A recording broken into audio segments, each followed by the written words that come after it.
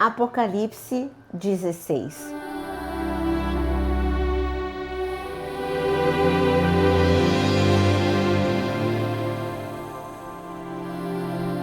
Ouvi uma voz forte, vinda do santuário, dizendo aos 7 anjos: vão, derramem sobre a terra as 7 taças da ira de Deus.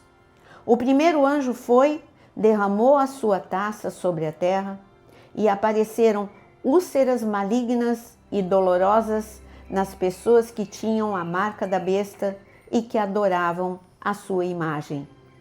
O segundo anjo derramou a sua taça no mar, e o mar se transformou em sangue, como de um morto, e morreu todo ser vivo que havia no mar.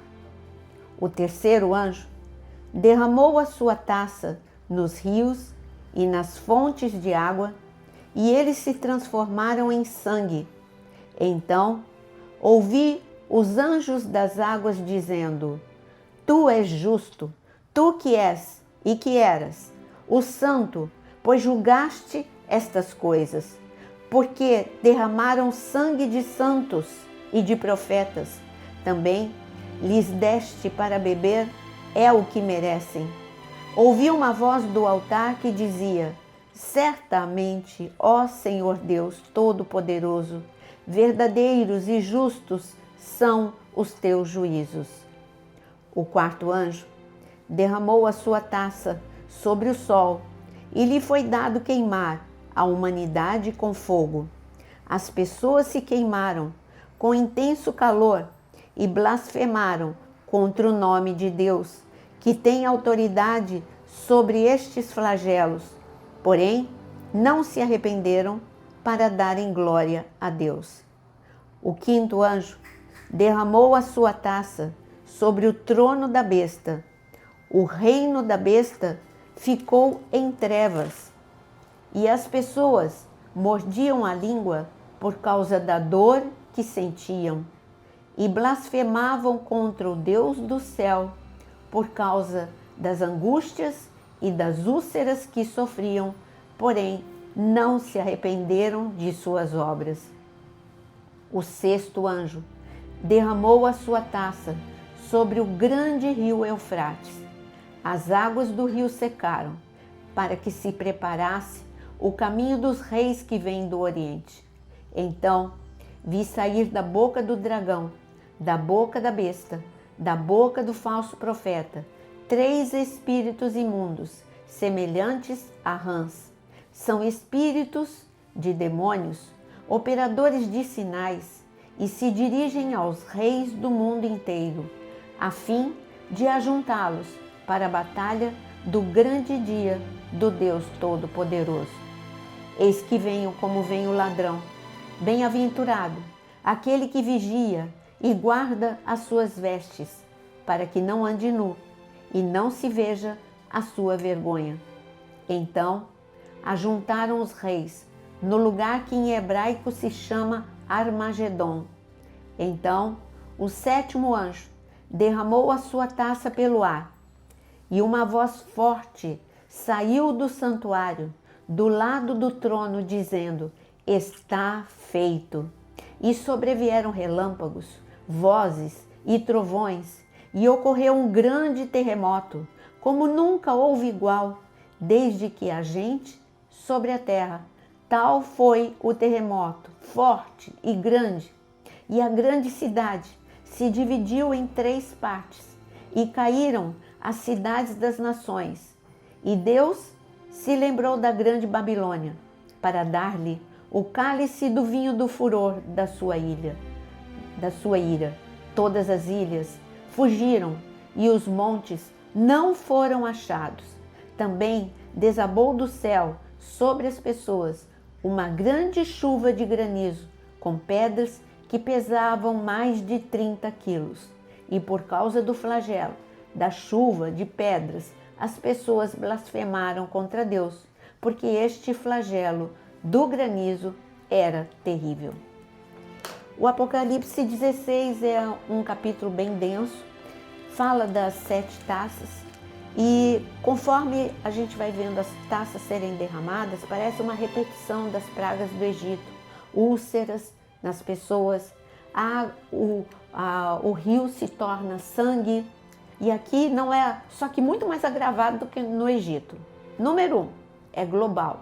Essa tragédia vai ser global.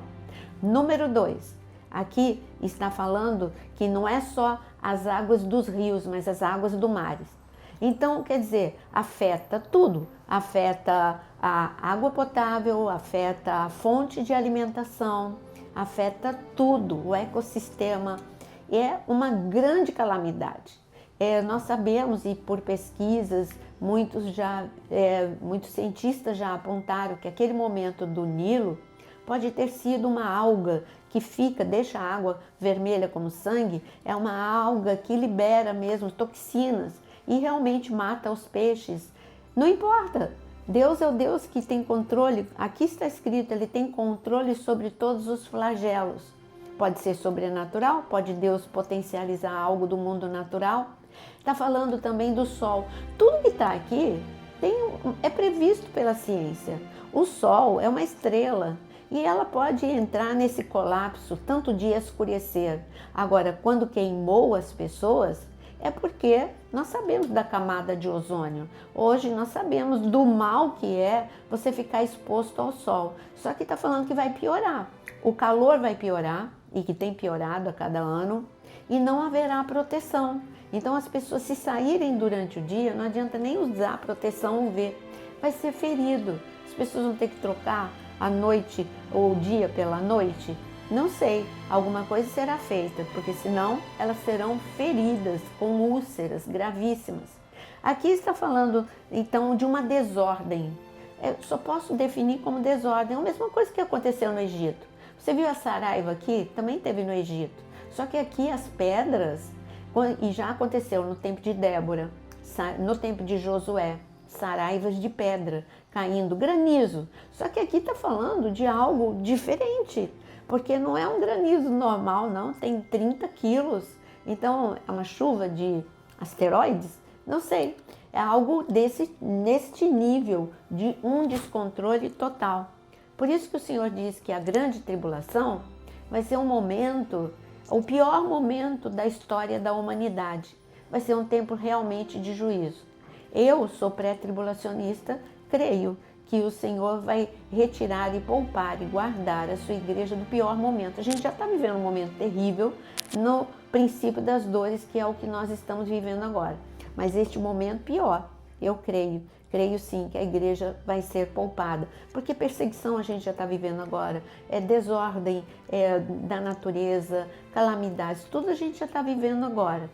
Seria uma pré-tribulação, que é o princípio das dores, como está escrito em Mateus capítulo 24. Mas aqui, além das taças serem derramadas, aqui está falando de um momento e que eu quero ressaltar, que fala do Armagedon. Hoje nós vemos que o mundo está preparado para isso. Você olha e fala assim, esse negócio de sair pela boca do falso profeta, do anticristo, do dragão. Não, Deus está falando que a história do mundo, o cenário do mundo, é um reflexo do que está acontecendo no reino espiritual.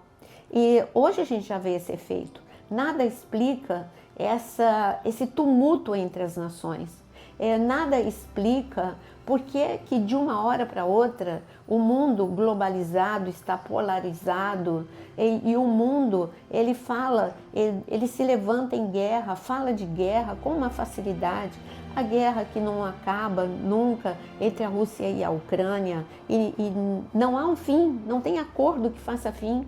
A guerra no Oriente Médio, que por mais que agora esteja num cessar-fogo, está num momento de grande instabilidade. Quer dizer, hoje o mundo está preparado realmente, basta um desses conflitos piorar para as nações se levantarem. Mas Deus tem controle sobre a história e não é agora que vai acontecer. Vai ser quando o anticristo estiver governando a partir de Jerusalém, que todas as nações da terra, como aqui está escrito, o Armagedon, ele vai acontecer ali no vale de Jezreel, no Megido. É uma planície enorme, onde realmente é propícia a se reunirem os exércitos de todos os lugares, e ali as nações vão se reunir para lutar contra Israel. Não é uma nação, todas as nações. E a gente já vê esse cenário sendo armado. Como? Porque as nações, até mesmo a Europa, que era favorável a Israel, hoje Israel está cada dia mais isolado. Hoje Israel é condenado. Hoje Israel é condenado por tudo e por todos. Então Israel está isolado. E é no momento de isolamento que todas as nações se levantam para destruir Israel. Quando as nações se levantam ali para o Armagedon, é o meio, exatamente o meio. Então Israel fica enfraquecido, fica dividido. Jerusalém de um lado, Galileia do outro, estou resumindo bem. Então o país fica dividido e fica sem comunicação e fica enfraquecido. Mas é neste momento de debilidade que o Senhor Jesus, como está escrito em Zacarias, que você vai estudar comigo, como está escrito em Zacarias, neste momento, antes mesmo de ir para o Megido, o Senhor, ele coloca o pé nos Montes das Oliveiras. Vai ser um terremoto que já tem sido anunciado, que este terremoto, as placas tectônicas de Israel, que já aconteceu muitos terremotos em Israel. Aconteceu o terremoto, não só o que aconteceu no momento em que Jesus foi crucificado, no momento que Jesus também ele ressuscitou, mas teve mais terremotos que aconteceram no ano 300 e que destruíram Israel. Só que esse vai ser o pior terremoto. Jerusalém vai ser tremendamente, a topografia de Jerusalém vai ser totalmente modificada depois deste terremoto.